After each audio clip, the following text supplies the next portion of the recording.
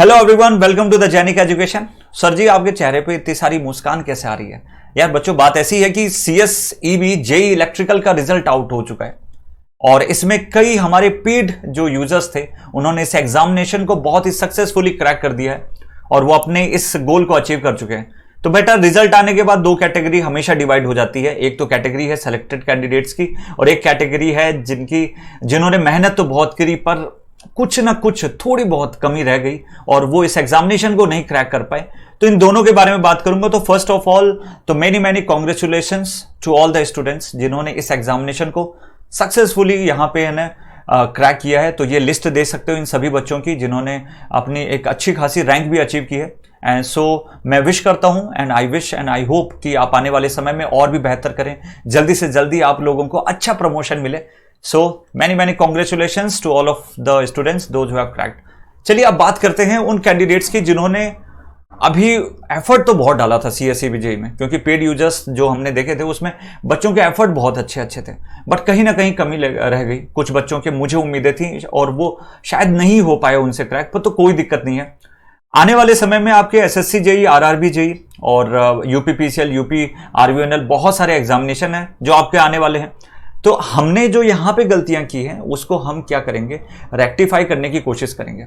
हमने यहां से जो गलतियां की उसको सीखेंगे, उसे लर्निंग्स लेंगे, उससे आगे बढ़ेंगे और नया गोल एक सेट करेंगे जिससे आने वाले जो एग्जामिनेशन उसमें बहुत अच्छा कर सके।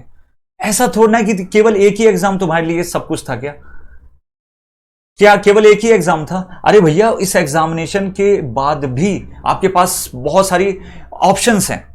एक एग्जांपल मैं देता हूं कि मेरा एक दोस्त था, मतलब जिसका नाम श्वेतांग था। उसने 2017 या 18 के आसपास एक कोल इंडिया लिमिटेड का पेपर हुआ था। उस समय भाई ने गेट का एग्जाम जो था वो दिल्ली जाके उस बच्चे ने तैयारी की थी। गेट का एग्जाम वो क्रैक किया था पर उतनी अच्छी रैंक नहीं आई थी, ठीक है, तो उसको कुछ नहीं मिल रहा था वहां पे। बट कोल इंडिया लिमिटेड का जब उसने पेपर दिया ना बेटा, उसकी रैंक 1 आई थी। तो कहने का मतलब यह है कि बच्चा, कि एक रास्ता सब कुछ नहीं है, एक रास्ता ही सब कुछ नहीं है। इसके अलावा भी बहुत सारे रास्ते हैं, आपको बस देखना पड़ेगा।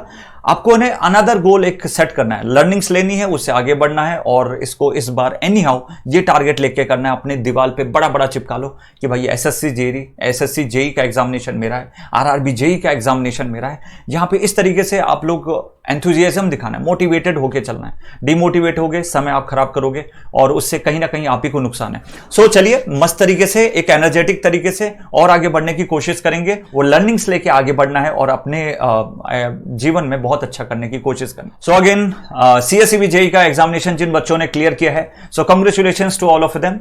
और जिन्होंने नहीं किया है वो अपनी लर्निंग्स लेके यहां पे और आगे बढ़ें और अपनी आने वाले एग्जामिनेशन को और भी अच्छे तरीके से क्रैक करने के लिए आगे बढ़ते चलें।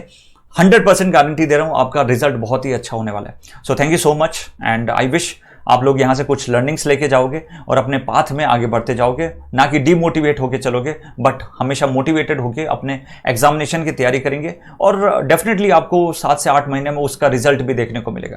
Thank you so much, all the very best, bye bye.